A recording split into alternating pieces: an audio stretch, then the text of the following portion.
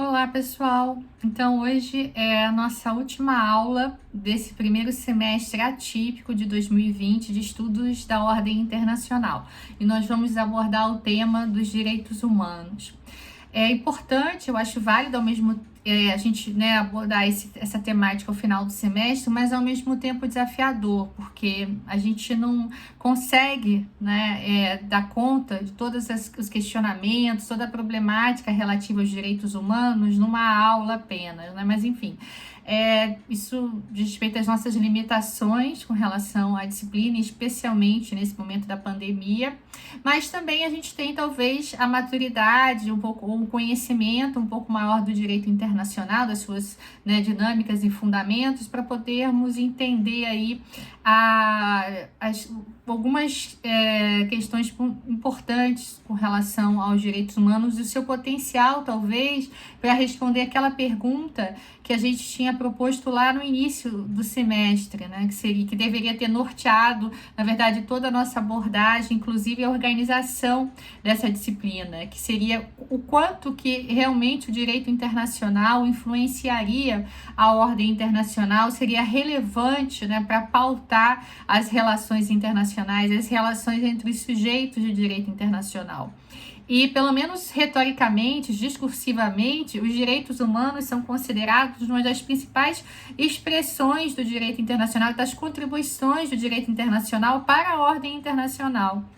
O professor Antônio Augusto Cansado Trindade, no livro dele sobre a humanização do direito internacional, o professor Antônio Augusto Cansado Trindade, que foi presidente da Corte Interamericana de Direitos Humanos, e é juiz da Corte Internacional de Justiça, costuma definir os direitos humanos como um novo ethos universal, quer dizer, justamente trouxe para aquele direito internacional efetivamente, puramente voluntarista, clássico, fundado na soberania e na livre manifestação da vontade dos Estados, um elemento ético, um elemento realmente moral, que deveria se estabelecer e poderia se transformar numa linguagem alternativa para a simples orientação com relação aos interesses materiais, econômicos, políticos dos Estados. Ou seja, haveria ali uma certa tentativa de se transformar a vontade dos Estados numa ferramenta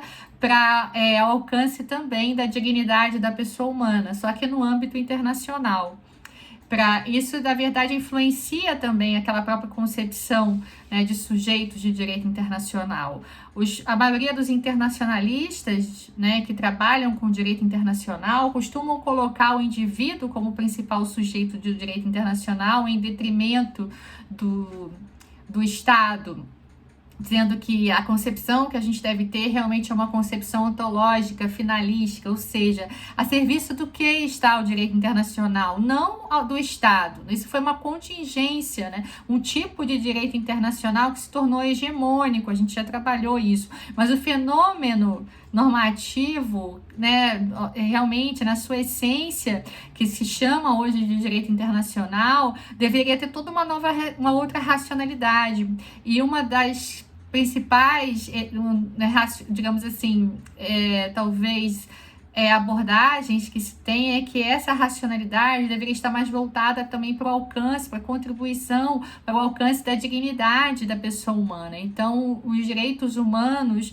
seria o que mais se aproximaria de um direito internacional, segundo os seus verdadeiros fundamentos, e, portanto, poderia contribuir melhor para realmente orientar a vontade dos Estados. E de certa feita, assim, pelo menos instrumentalmente mesmo, retoricamente, em termos discursivos, os direitos humanos ganharam assim um status relevante no âmbito internacional, sendo um componente aí importante para a consubstanciação do marco civilizatório, que hoje constitui o Código de Conduta no âmbito internacional. Ou seja, os estados que querem fazer parte dessa sociedade internacional, eles devem também trazer aí um rol de direitos humanos como parte do seu ordenamento jurídico, ratificar tratados internacionais de direitos humanos, E isso, de certa forma, também no movimento que é chamado de neoconstitucionalismo, que vocês já devem ter estudado, está muito presente no livro do professor Luiz Roberto Barroso, hoje ministro do Supremo Tribunal Federal, né? O neoconstitucionalismo, assim, ele também está fundado aí na perspectiva democrática e de respeito aos direitos fundamentais ou direitos humanos. A gente vai ver aí a diferença, né, de conceitual.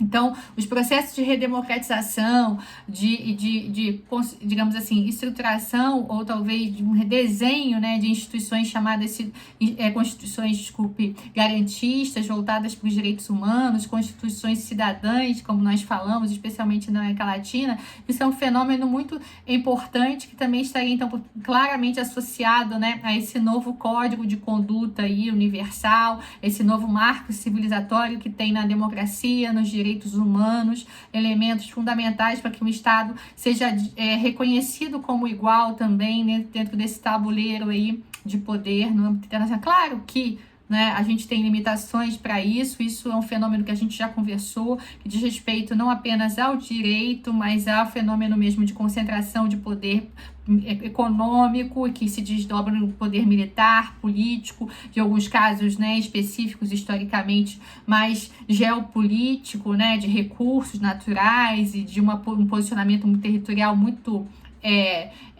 específico, como no caso do Oriente Médio, mas de maneira geral essa acumulação de riqueza que é atinente mesmo ao modelo capitalista, e que pode se desdobrar também, né, no poder político, poder militar, ele, na verdade, ele se coloca acima até do direito no tocante à possibilidade mesmo de definir os movimentos que os estados, né, ou as posições que os estados vão ocupar nesse tabuleiro de xadrez, desse jogo, né, que seriam aí as relações internacionais e a estruturação da ordem internacional. Mas, sem dúvida alguma, esse discurso pró-direitos humanos, né, essa retórica de que os direitos humanos devem ser um elemento realmente a ser considerado no tocante ao reconhecimento dos estados enquanto players, né, enquanto partícipes da ordem internacional, é muito forte, é muito expressivo. Vinculado à perspectiva democrática, né? Você tem até como condicionante de participação até em várias organizações internacionais essa questão, essa dinâmica, como no caso da OEA, no caso do Mercosul, né? De respeito à democracia e aos direitos humanos como um elemento essencial até para que o Estado, né, o ente aí, possa fazer parte e integrar essa organização internacional. Então, se a gente for voltar a essa pergunta, né, em que medida o direito internacional influencia a consolidação da ordem internacional? De várias formas, tá? Claro que elementos de poder ecopolítico, econômico continuam sendo fundamentais. Só que o que na verdade acontece é que isso não significa um abandono. Às vezes em situações específicas, né, muito pontuais, e acontece até o abandono do direito internacional. Mas o problema maior não é o abandono do direito internacional. Na verdade, a captura do direito internacional por esses estados, tá? Que transformam o direito internacional como uma ferramenta, inclusive, de legitimação de interesses econômicos, de interesses militares. Então, na verdade, né, não é um abandono. A gente tem cada vez mais uma codificação, sim, do direito internacional e uma adequação, né, das regras e, como a gente fala, né, um certo pluralismo internacional em termos de multiplicação de normas internacionais seguidas pelos estados, que acabam realmente influenciando na condução da ordem internacional, numa dinâmica discursiva aí, né, de pauta, né, de se pautar pelo direito internacional, as relações internacionais, inclusive através dos direitos humanos. Mas o problema que tem ocorrido aí é que os estados realmente estão tentando cada vez mais capturar, né, o direito internacional e diminuir, digamos assim, os custos de negociação, né, realmente para diminuir perdas, né, em arcabouços institucionais muito complexos, dominar mais os sistemas para que mal ou bem a sua vontade prevaleça. Então, O direito internacional, ele é importante, tem se tornado cada vez mais importante, mas o movimento de captura do direito internacional não se perde, né? Ele, tendo em vista essa dinâmica de concentração de poder na ordem internacional, que não diz respeito ao direito em si, né, mas outros fatores sociais, a gente observa que a linguagem do direito, né, digamos, o marco institucional jurídico tem sido utilizado também como um instrumento de dominação política e militar. Eu acho que é isso que a gente pode até entender aí enquanto talvez uma pista, né, para uma conclusão final sobre essa importância do direito internacional. Estou falando isso porque muitas vezes a gente fala assim, mas direito internacional não é direito, não existe.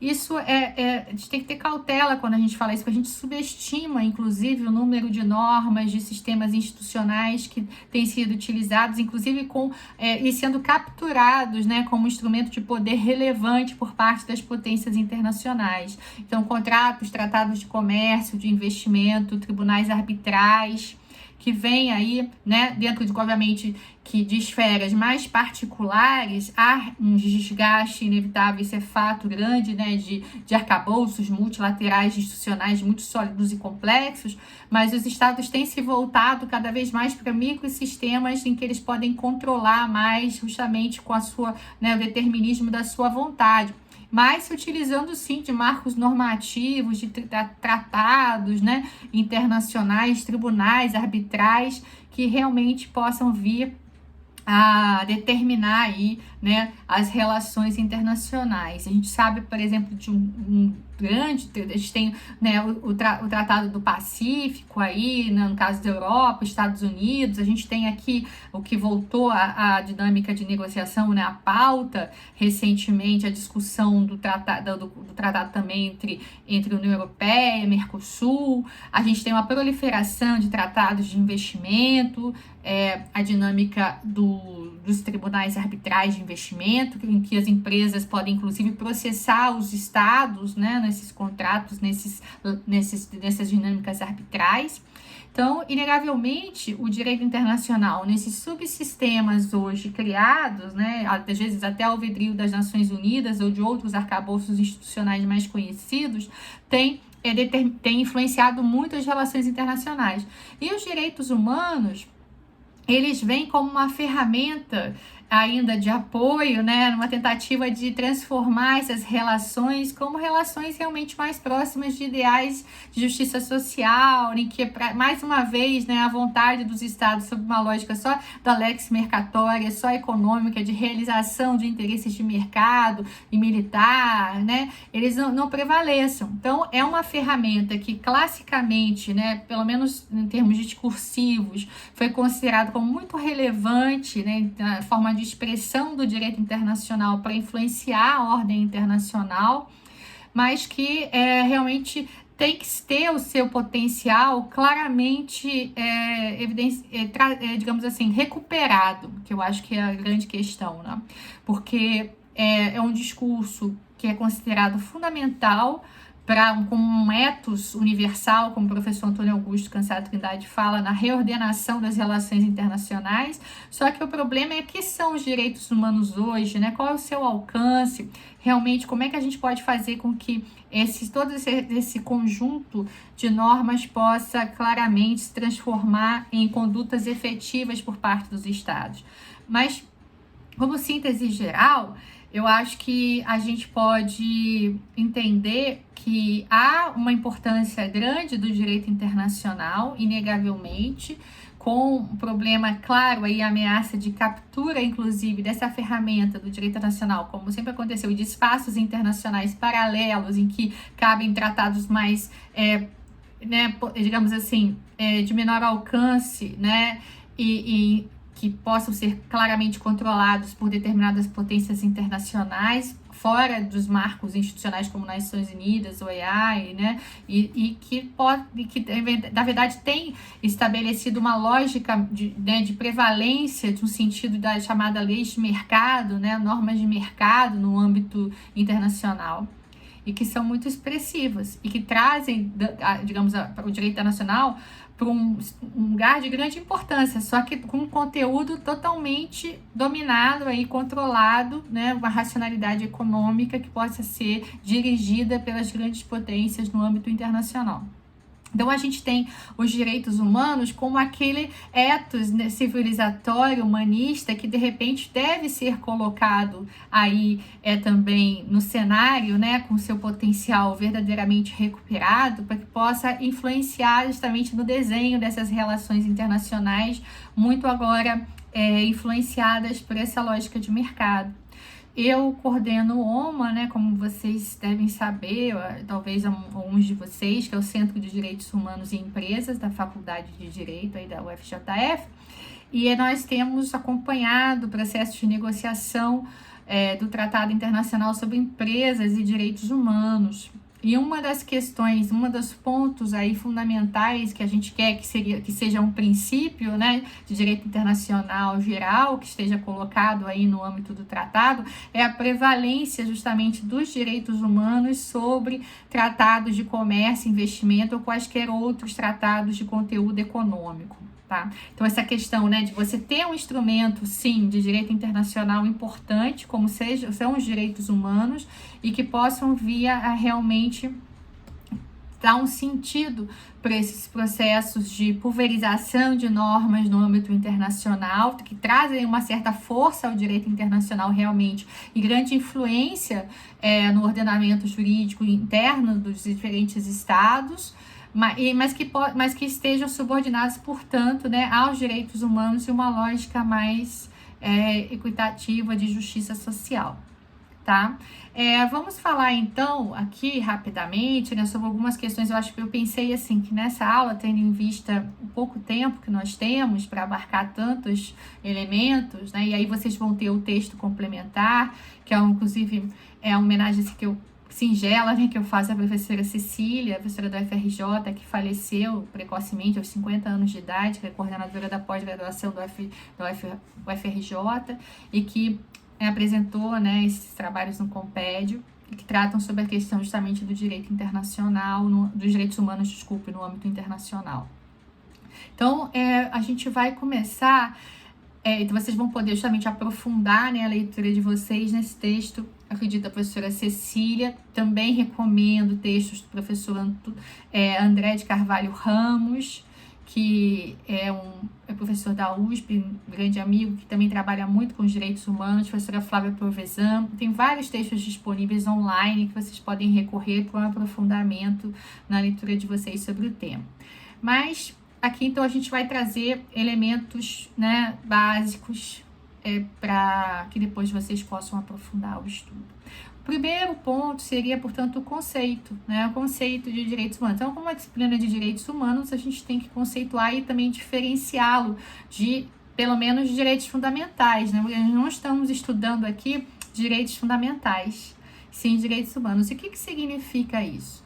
Significa que a gente já sabe, né, dessa diferença que pelo menos, quer dizer, que alguns constitucionalistas fazem, e que na adoção da obra do professor Canutilho, que coloca que os direitos fundamentais são os direitos humanos já positivados, ou seja, já reconhecidos pelo ordenamento jurídico interno. Os direitos humanos seriam todos os enunciados, né, de proteção à dignidade da pessoa humana existentes aí no âmbito nacional e internacional, que pairam, né, enquanto acúmulo civilizatório, né, de todos os estados e entes no âmbito internacional. Mas direitos fundamentais seriam aqueles que você já reconheceu no seu próprio ordenamento jurídico, tá?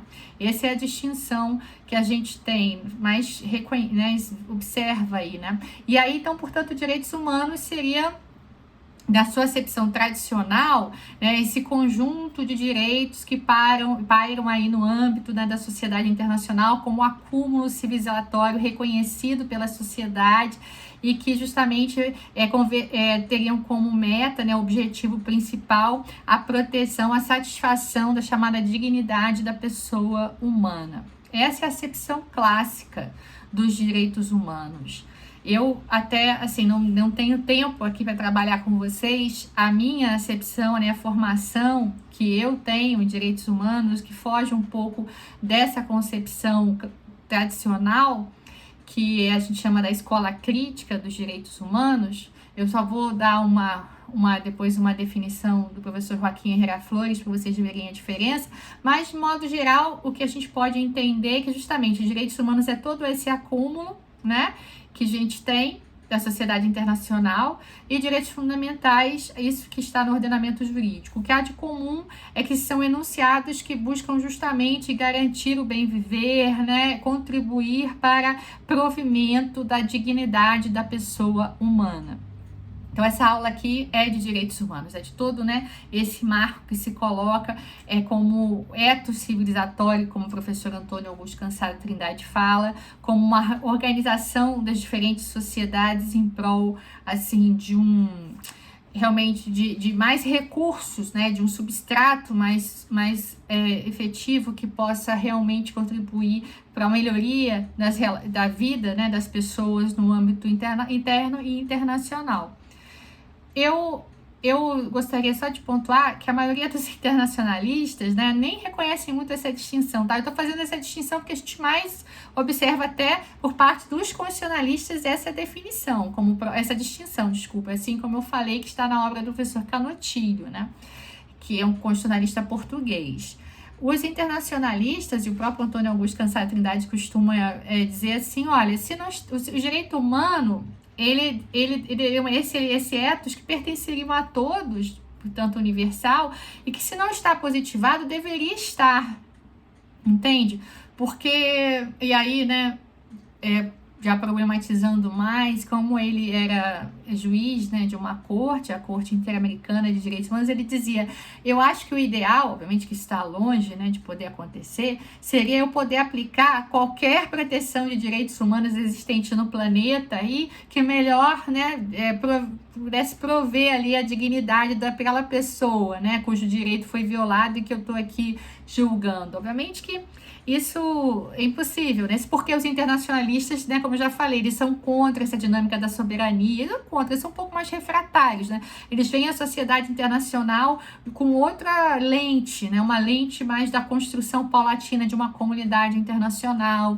Eles são um pouco mais resistentes a essa grande, digamos assim, esse grande apego à soberania, às fronteiras, às dinâmicas nacionais, né? Porque na verdade é uma tentativa de o tempo todo contribuir, né, para o acúmulo em prol do reconhecimento do que há de comum entre nós, que seria da própria condição humana. Então, com toda a complexidade, né, que isso implica, tratamentos diferenciados, interseccionalidades, questões de raça, de gênero, mas em última instância a condição humana deveria ser o fator principal que realmente deveria unir aí todos os arcabouços jurídicos no âmbito nacional e internacional. Então, são um pouco os internacionalistas acabam sendo um pouco refratários a essa distinção, alegando assim, então os estados têm uma desculpa, né? Eles não codificaram, então não precisam codificar, não precisam proteger o ser humano daquela forma.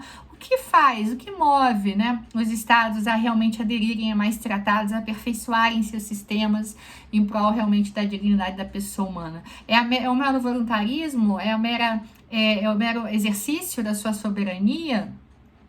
Essa é a discussão, então, sobre os direitos humanos também sendo uma ferramenta importante para a maior influência do direito internacional nas relações internacionais, né?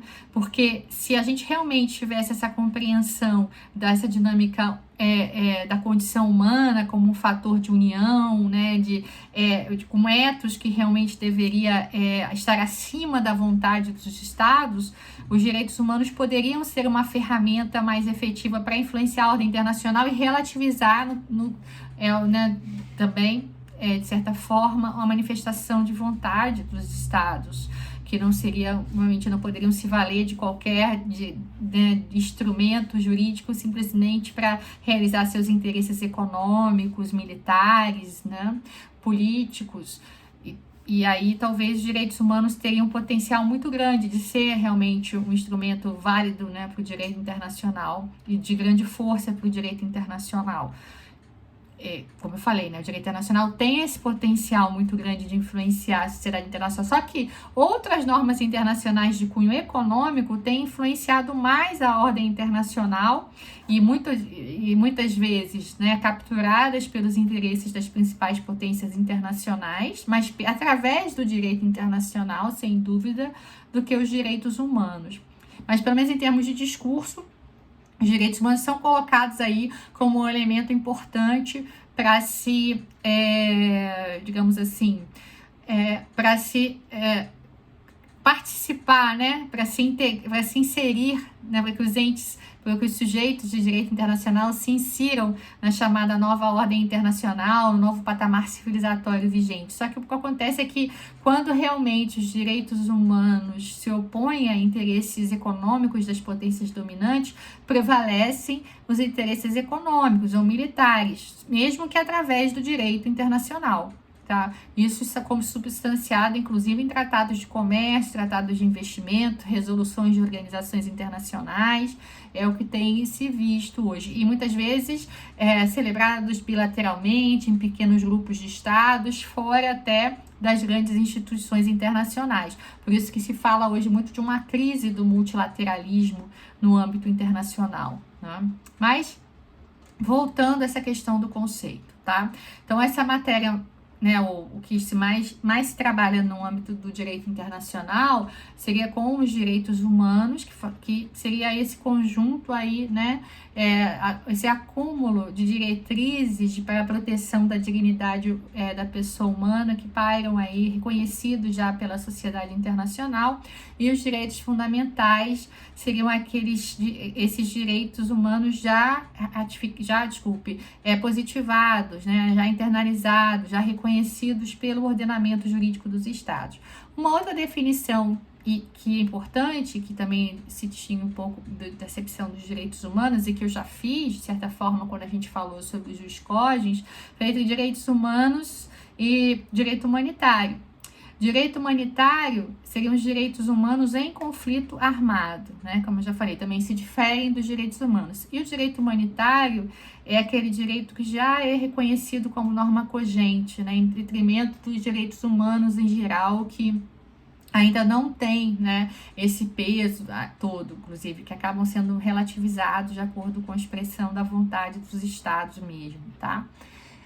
Uma outra questão importante, eu acho que já terem visto o pouco tempo que nós temos, que acho que já seria relevante abordar, de respeito ao processo de internacionalização dos direitos humanos, né, que teria mais a ver com os textos, inclusive, que são sugeridos aí para a disciplina. O que acontece? Os direitos humanos, enquanto fenômeno que visa prover a dignidade da pessoa humana, eles podem estar presentes aí em vários, né, ordenamentos, regras jurídicas, desde a antiguidade, assim. Essa dinâmica que você tem lá dentro da sua própria realidade interna de proteção à dignidade da pessoa humana, tá? Só que depois da Segunda Guerra Mundial, os direitos humanos sofreram o que a gente chama do processo de internacionalização. Ou seja, eles passaram a ser reconhecidos como um bem jurídico internacional. E aí, a gente tem atribuído aos direitos humanos várias características, né? Dentre elas, duas muito importantes que trazem vários questionamentos sobre os direitos humanos, né? Que seria a universalidade e a indivisibilidade. Isso está na Declaração Universal dos Direitos Humanos de 1948. Que é uma resolução da Assembleia Geral da ONU, não é um tratado internacional.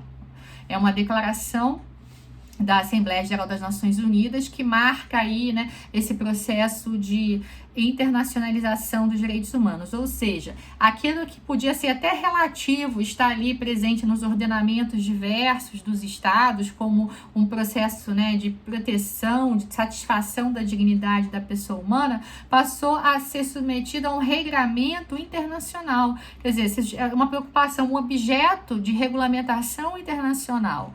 Então foi possível imaginar regras comuns para toda a sociedade internacional com relação aos direitos humanos. humanos, o que traz um grande desafio, né? Já que, em última instância, os direitos humanos tratam de questões muito culturais. E aí, justamente, a partir da Segunda Guerra Mundial, só nesse momento, nesse processo de internacionalização dos direitos humanos, foram atribuídos a eles a universalidade e a indivisibilidade, além de outras características, né? Interdependência e tal, várias, mas essas duas principais características que trazem esse desafio. Como pensar nos direitos humanos universais, né? Você tem vários autores que digamos, trabalham com esse tema da universalidade tranquilamente dos direitos humanos.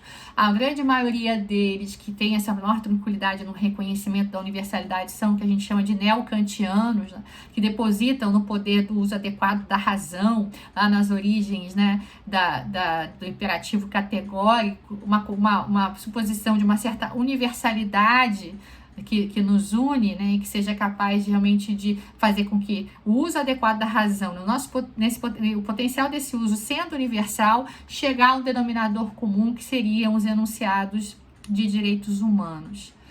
Então a gente tem, na maior parte dos autores, essa tendência, né, de reconhecimento da universalidade sem grandes questionamentos, mas assim, autores que não vem tanto problema assim, são autores mais tendentes às leituras neocantianas, né, às leituras de Kant.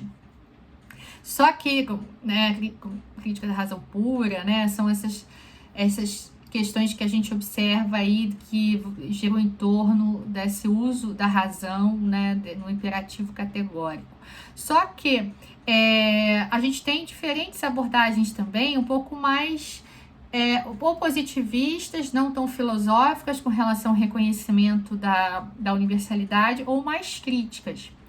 Eu posso mencionar, por exemplo, Norberto Bobbio, né, no livro dele A Era do Direito, em que ele coloca que, né, até ele diz que foi mal interpretado, mas para muitos autores a leitura do Norberto Bobbio nos leva a crer que a discussão sobre a universalidade, a origem dos fundamentos realmente dos direitos humanos não teria tanta importância. A importância realmente é buscar a eficácia, já que a gente nunca conseguiria chegar lá, né, a origem da universalidade, o embrião, o núcleo realmente central dessa universalidade.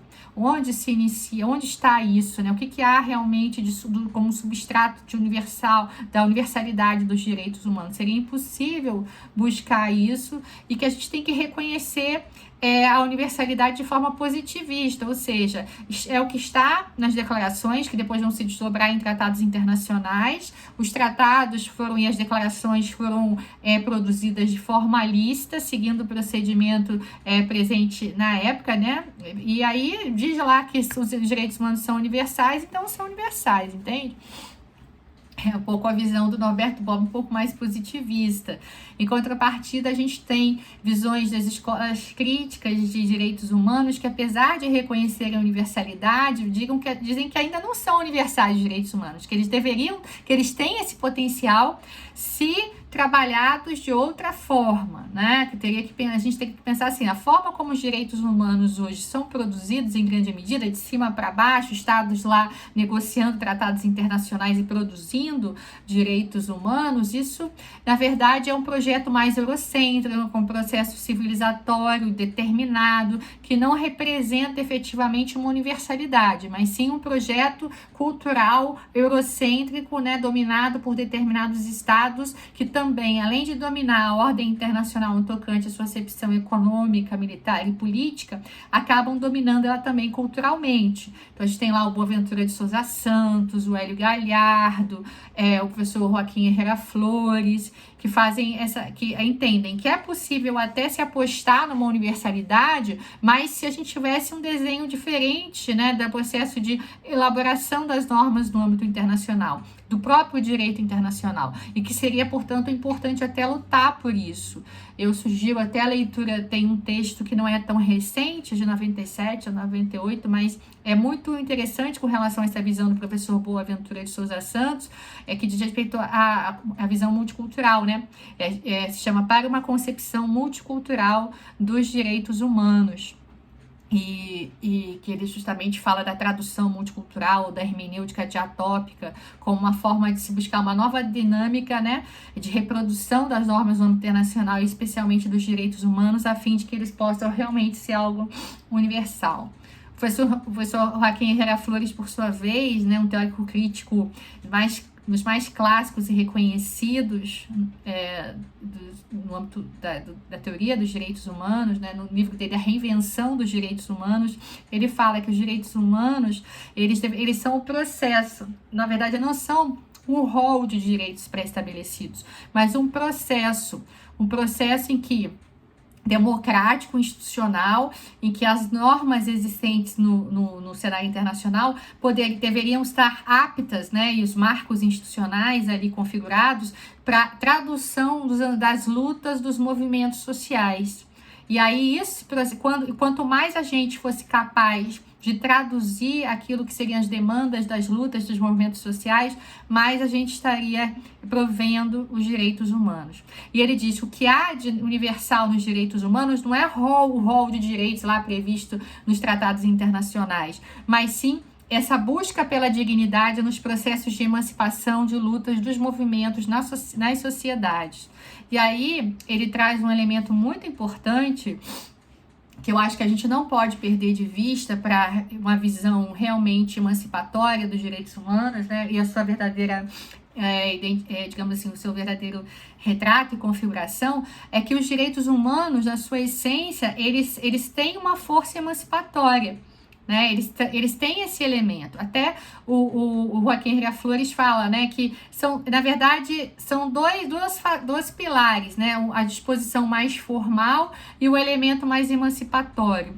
Esse elemento formal do enunciado da lei em si, ele se realiza na medida em que ele se torna uma ferramenta capaz de fazer com que esse espaço das lutas sociais aumente e seja representativo realmente, né, e possa gerar, né, a produção de normas, quer dizer, como se fosse um ciclo, né, virtuoso, tá? Mas, em última instância, o que ele considera como universal é essa busca em todas as sociedades pela dignidade da pessoa humana, e que é importante justamente que o Estado e os organismos internacionais estabeleçam espaços de tradução, né, de vocalização dessas lutas advindas das sociedades, de baixo. Então, até ele menciona que os juristas que trabalham com os direitos humanos, os juristas em geral, seriam meros tradutores dessas demandas advindas das lutas e dos movimentos. Então, ele traz à tona essa dinâmica da emancipação, das lutas, dos pleitos e dos movimentos. Porque o que acontece, né, nessa acepção mais tradicional dos direitos humanos, e muito pior ainda, eu considero, nos direitos fundamentais até, né, é que você acaba tendo, assim, um certo equívoco em que você considera que o direito gera direito, né? Então você tem lá os estados negociando, chegando àquele rol de direitos previstos nos tratados de direitos humanos. Você tem aqui os congressistas negociando e chegando àquela legislação que supostamente, como está na nossa Constituição Federal, lá no artigo 5º, seriam os direitos fundamentais. Com essa perspectiva, então, é direito porque está na norma, gera direito? Gera realmente o provimento à dignidade? Não. Né? O que deve fazer parte da própria compreensão dos direitos humanos é aquilo que deve vir junto com a norma também, né? Que muitos autores até mais conservadores rechaçam, que seria essa proximidade do direito com uma leitura mais social, política e filosófica, né? Sociológica em última instância também, né? Que seria realmente entender o que é importante para dar, né, vazão para aquilo que advém das lutas dos movimentos sociais, porque o direito não gera direito. Isso é muito importante a gente ter em mente, né, que é uma crítica um pouco às teorias tradicionais do direito e dos direitos humanos. Direito não gera direito. Por isso que a gente pode ter uma Constituição super garantista, por isso que o Brasil pode ser um dos países que ratificou o maior número de tratados internacionais, e a gente tem um número diário, né, assim, de violações de direitos humanos. A gente fala muito do racismo, né? No Dia da Consciência Negra a gente teve justamente a morte, o assassinato desse rapaz, né, um senhor de 40 anos, num supermercado. Quer dizer, independente dele ter, digamos assim, corrido também realizado algum tipo de agressão, um ato ilícito, o que for, o que se aplicou a ele foi uma pena de morte, né? A justiça pelas próprias mãos, pelos seguranças no estacionamento de um supermercado. Quer dizer, como é que no Brasil a gente naturaliza isso, inclusive com relação à população negra? Então, é uma discussão do enfrentamento do racismo estrutural. O professor Silvio Almeida, que tem um livro justamente com esse nome, né, que ele vai abordar o racismo estrutural. Significa que a gente não adianta só dizer que o racismo é crime, que a gente dizer que existe uma igualdade provista na Constituição, seja de raça, de gênero, mas fazer com que as práticas sociais e as instituições, elas reproduzam esses postulados na sua concretude. Não é? Isso é realização dos direitos humanos. Só ter lá a norma na sua acepção genérica, ela não vai justamente gerar direitos na sua concretude, na sua prática cotidiana. Nós somos um dos países que mais violam os direitos humanos no mundo. Nós somos um dos países que mais mata defensores de direitos no mundo, mais assassina defensores de direitos humanos no mundo. Tá? E apesar disso, nós temos aí vários tratados internacionais celebrados. Então, voltando à discussão que nos interessa mais sobre essa questão da internacionalização, né? Nós temos essa universalidade, que muitas vezes é rechaçada por alguns autores, mas numa acepção crítica que busca ainda contribuir para a discussão teórica, dizendo, olha, é possível até se chegar a essa universalidade, mas desde que a gente busque aqui uma nova metodologia, um novo processo de conformação dessas normas, de produção dessas normas, né? E a gente tem aqueles até que são contrários aos direitos humanos como universais, né, que é chamada escola cético-antropológica, que não é o caso da maioria dos internacionalistas. A maioria dos internacionalistas de direitos humanos se dividem basicamente entre os neocantianos e positivistas, aqueles que não questionam tanto a universalidade, né, se baseando na dinâmica da perspectiva mais racional e idealista, e outros mais positivistas, e a gente tem muitos, estou simplificando, mas são duas frentes, né, muito pungentes aí, e que tem muita produção teórica, e aqueles de escola crítica, que são, assim, de diferentes matrizes, né, de colonialistas, neomarxistas, neomarxistas, né, construtivistas, que são, por exemplo, como Joaquim Herrafouras, como já falei, Costas Douzinas, Hélio Galhardo, Boaventura de Souza Santos, que falam, olha, a gente deveria até ter direitos humanos universais, mas como chegar a essa universalidade, né? Não pode ser uma coisa de cima para baixo, tem que ser todo um processo realmente que gere uma representatividade daquelas particularidades de diferentes nações, não pode ser mais um instrumento de reprodução da vontade dos estados hegemônicos, de uma nova matriz civilizatória, eurocêntrica, né, e hegemônica, que vai agora ter um contorno cultural também, para ser uma ferramenta também de dominação de certos povos no mundo, tá? Então, há um questionamento com relação a essa perspectiva da universalidade, né? Mas, de qualquer maneira, a gente está no terreno de quem trabalha com os direitos humanos, né, efetivamente, no âmbito internacional, do reconhecimento dessa universalidade, só que alguns de maneira mais, menos crítica, né? Crítica no sentido da escola teórica crítica, que filosófica, né? Não do criticismo em termos de senso comum, que tem uma peculiaridade, depois vocês podem até pesquisar, tá? Que é contra o eurocentrismo, contra o uso da razão instrumental, fazer uma crítica também ao movimento iluminista, né? Uma dinâmica que buscam realmente vertentes históricas emancipatórias das ciências sociais, que acham que as ciências sociais, assim, e aí no caso os direitos humanos também, devem servir efetivamente para a emancipação, os direitos, né? E os direitos humanos para a emancipação social, né? E aí então você tem esses dois polos principais, aqueles mais, não diria necessariamente conservadores, mas mais idealistas, talvez, e os representantes, idealistas ou positivistas, e os representantes da escola crítica com diferentes vertentes aí, manifestações, tá? Mas, em grande medida, é um desafio, né, em última instância, defender a universalidade dos direitos humanos da forma como eles são produzidos hoje, o que é uma pena, porque poderia ser realmente um instrumento de grande emancipação social e que poderia ser, no âmbito internacional, aquela ferramenta que eu falei no início, de realmente influenciar a ordem internacional de uma forma que não fosse só expressão da vontade dos estados hegemônicos no âmbito internacional, se fosse realmente um eto civilizatório emancipatório, representante, expressão da vontade dos grupos marginalizados na sociedade internacional, né? Nacional, que se expressasse também internacionalmente.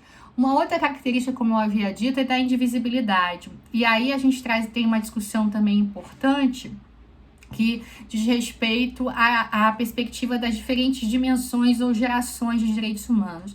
Acredito que você já tenha ouvido falar, né, na divisão geracional dos direitos humanos, como primeira geração, segunda geração, terceira geração dos direitos humanos.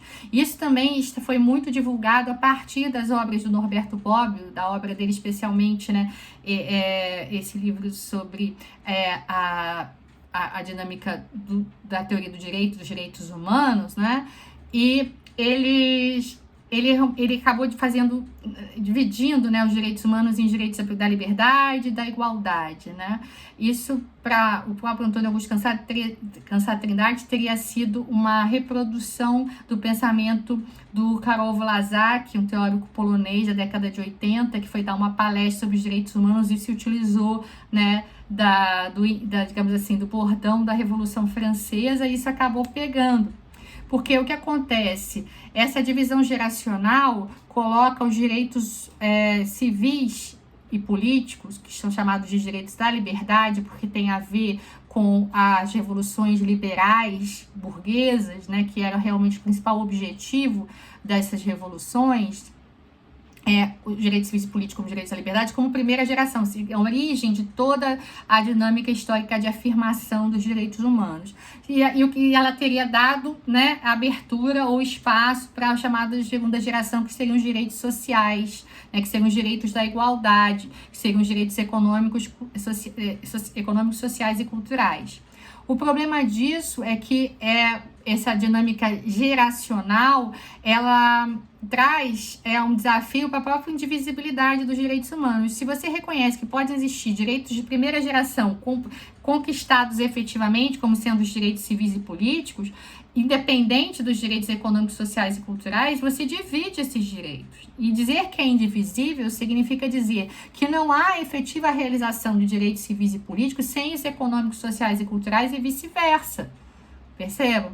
Então, essa divisão geracional, na verdade, é mais uma faceta ideológica de uma visão tradicional dos direitos humanos que também acabou prevalecendo, né? Que seriam aqueles direitos humanos que dão mais importância aos direitos da liberdade, aos direitos civis e políticos, do que aos direitos econômicos, sociais e culturais. Portanto, colocam os direitos civis e políticos como direitos mais importantes de primeira geração, que você conquista primeiro, para depois conquistar os econômicos, sociais e culturais.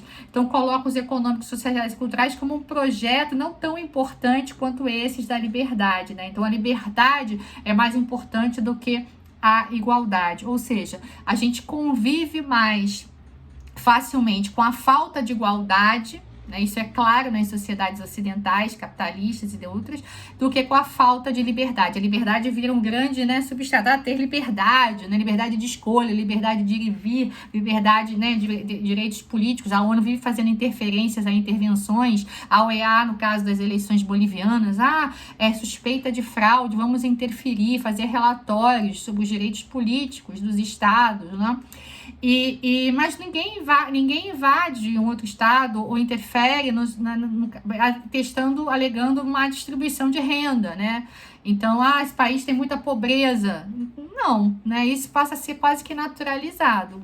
Então, a sociedade internacional nos passa essa mensagem, né, que é a mensagem que se consolidou no âmbito das revoluções liberais burguesas aí do século XVII, século XVIII, e que é mais importante garantir direitos civis e políticos do que direitos econômicos, sociais e culturais, e que esses direitos viriam primeiro do que os demais. Isso é um equívoco, né, e traz mais dos problemas, como eu falei, práticos com relação à consubstanciação, né, das políticas públicas e da efetivação dos direitos, desses direitos no ordenamento jurídico, em que a gente acaba tendo, né, uma dificuldade muito grande, né, até ideológica, de se interferir muito na economia, né, de se garantir muitos direitos sociais, e a gente acaba tendo aí um predomínio de uma vertente mais liberal, inclusive de organização das sociedades, tá? Então, o discurso também que prevalece dos direitos humanos, como fala o Costas Douzinas, tradicional, é muito palatável e muito conivente e conveniente para o sistema capitalista, porque ele não ameaça muito, ele perde toda aquela sua matriz ontológica emancipatória e acaba sendo um instrumento de reprodução também, né, desse ideal civilizatório burguês, eurocêntrico, capitalista, né?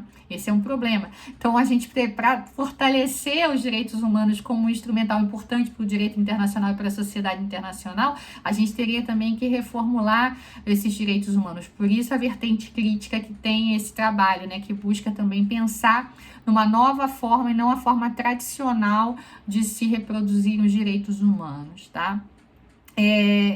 Então, os internacionalistas que veem essa divisão geracional com preocupação, preferem falar em dimensões dos direitos humanos e não em gerações, porque quando a gente fala em dimensões, a gente mantém essa perspectiva da interdependência, né, entre essas diferentes categorias aí, tá?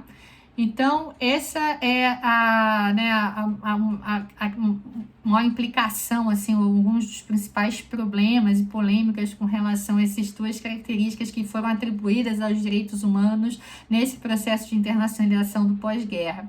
E outra consequência desse processo de internacionalização é a criação justamente dos sistemas internacionais de proteção dos direitos humanos. E aí a gente tem, inicialmente, né, o sistema europeu de proteção dos direitos humanos, em 1950, e a gente tem o sistema interamericano de proteção dos direitos humanos, em 69, criado a partir do Pacto de São José da Costa Rica, ou Convenção Americana, e o sistema africano já na década de 80. O sistema mais avançado, que a gente chama em termos de proximidade do indivíduo para com os recursos existentes, né, no sistema de proteção, é o europeu, tá? Mas eu vou chegar lá, falar brevemente, porque vocês vão poder justamente aprofundar isso nas leituras que vocês puderem fazer, porque não dá, né, para a gente dar cabo dessas discussões todas nessa aula. Mas uma questão importante, uma característica que deve ser mencionada é da complementariedade, tá? Os direitos, os sistemas internacionais de proteção dos direitos humanos, eles trabalham sempre de forma complementar. Ou seja, deve-se buscar ao menos o esgotamento dos recursos internos, né, para se buscar realmente a alternativa internacional, se levar o caso até o âmbito internacional. Isso é considerado de extrema importância porque não se quer retirar do Estado, né, no âmbito nacional, essa responsabilidade por garantir os direitos humanos. Então, é trabalho dele garantir os direitos humanos. Quando um caso chega no sistema internacional de proteção dos direitos humanos, é o retrato da incompetência do Estado de justamente garantir esses direitos. Aí, os cidadãos são obrigados a recorrer ao âmbito internacional, aos sistemas internacionais. E aí a gente tem, né, como o primeiro e hoje mais aperfeiçoado, à luz de muitos analistas, o sistema europeu. Por quê? Porque normalmente o sistema trabalha sobre o binômio, né, comissão e corte, ou seja, o caso chega na comissão, aí é uma tentativa mais política de negociação desse órgão comissão com os estados, né? E se não chegar essa solução amistosa, essa solução política, é que pode ir para a corte se os estados reconheceram a jurisdição dessa corte. No sistema europeu, a partir daí de 1996, eles extinguiram a comissão. E aí você tem, né, o protocolo número 11 a pacto, a Carta Europeia, né, de Direitos Humanos, extinguiu essa comissão. Então agora os indivíduos, né, mesmo depois ainda seguindo esse princípio da complementariedade, esgotar os recursos internos, eles já podem chegar diretamente à corte. Não tem essa intermediação política. Isso no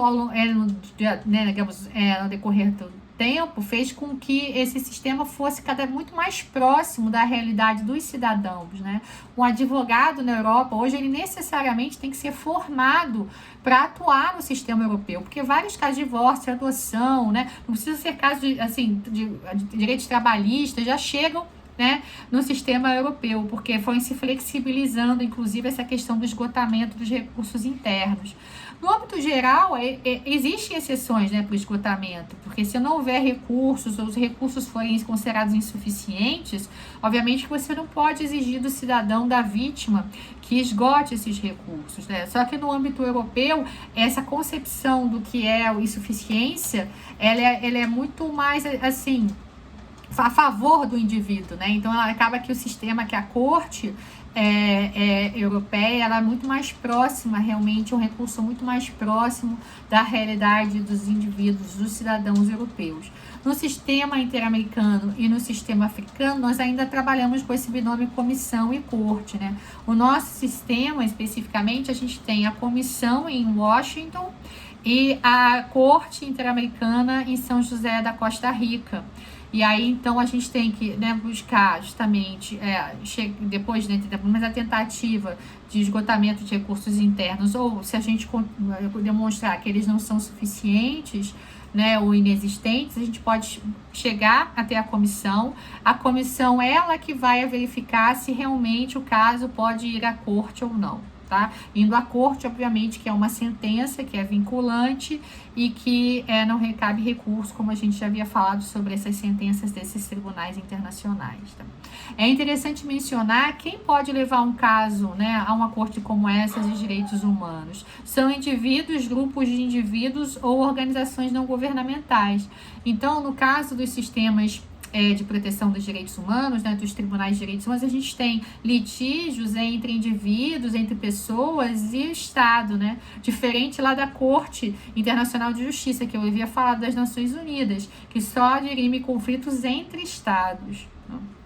Então, a gente tem vários casos já que já chegaram no sistema interamericano, né? Vocês podem até analisar. Há pouco tempo a gente teve o caso, né, da fábrica de fogos, né, que realmente houve a condenação para o Brasil. A gente já teve o caso da Damião Ximenes Lopes, que foi um caso muito importante para a conformação do princípio fundamental, né, dos direitos humanos hoje, que é a centralidade do sofrimento da vítima.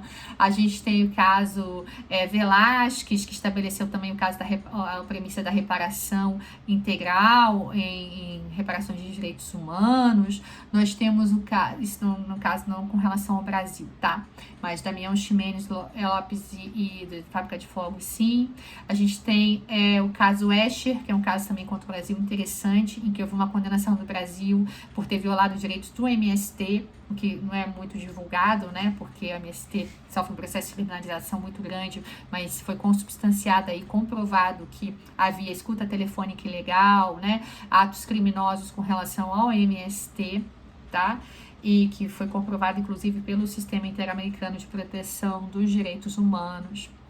E aí a gente trabalha ainda com as premissas, né? Que se tem que chegar até a comissão e a comissão vai buscar uma negociação amistosa e o Estado brasileiro, como já reconheceu a jurisdição da Corte Interamericana em 98, a gente pode ser julgado na Corte Interamericana. Tá? Uma lei importante que foi produto do sistema, né, de uma provocação do sistema interamericano, foi a Lei Maria da Penha. É interessante porque o caso não precisou chegar à corte, porque o Brasil supostamente teria respondido satisfatoriamente à Comissão Interamericana, caso da Maria da Penha, e as decisões que o Brasil resolveu tomar foram consideradas suficientes para a comissão, inclusive no caso, né, tanto da indenização e da Maria da Penha, a punição do seu companheiro, quanto no caso de produção de uma lei de proteção, né, contra a violência doméstica, de proteção à mulher, que deu ensejo, então, à elaboração no Brasil da Lei Maria da Penha. Tá, que é proveniente, então, de uma causa que chegou ao sistema interamericano, depois de vários anos, né, mais de 20 anos, de impunidade, né, do companheiro da Maria da Penha, tá? Então, essas leituras vocês vão poder fazer e com aprofundamento aí, obviamente, posterior, né, a partir dos textos que estão sendo que vão ser deixados, enfim, que vocês podem encontrar em diversas plataformas. Mas eu só gostaria de colocar que justamente os direitos humanos, alçados aí para uma perspectiva especialmente crítica, elas poderiam ser consideradas uma grande ferramenta do direito internacional, realmente para influenciar a ordem internacional e minorar um pouco a influência, né, de outros elementos de poder, como elementos econômicos, políticos e militares, né? Mas isso, obviamente, que isso é uma dificuldade que a gente tem cada vez maior na sociedade internacional, especialmente com a crescente concentração de poder e neoconservadorismos políticos, governos militarizados, que a gente observa aí, né, lá no âmbito internacional, conduzindo as relações internacionais. Tá? Eu espero que, pelo menos até aqui, vocês tenham obtido uma boa experiência, né, com relação ao direito internacional e tenho capturado, absorvido aí alguns elementos fundamentais, uma compreensão básica sobre o tema, que realmente foi o objetivo da disciplina até aqui. Tá? Foi muito bom, enfim, ter, né, ficado com vocês por esse período e, enfim, boas férias para vocês, né, nesse pequeno prazo aí que a gente vai ter digamos, de intervalo até o segundo período. Um abraço a todos e todas.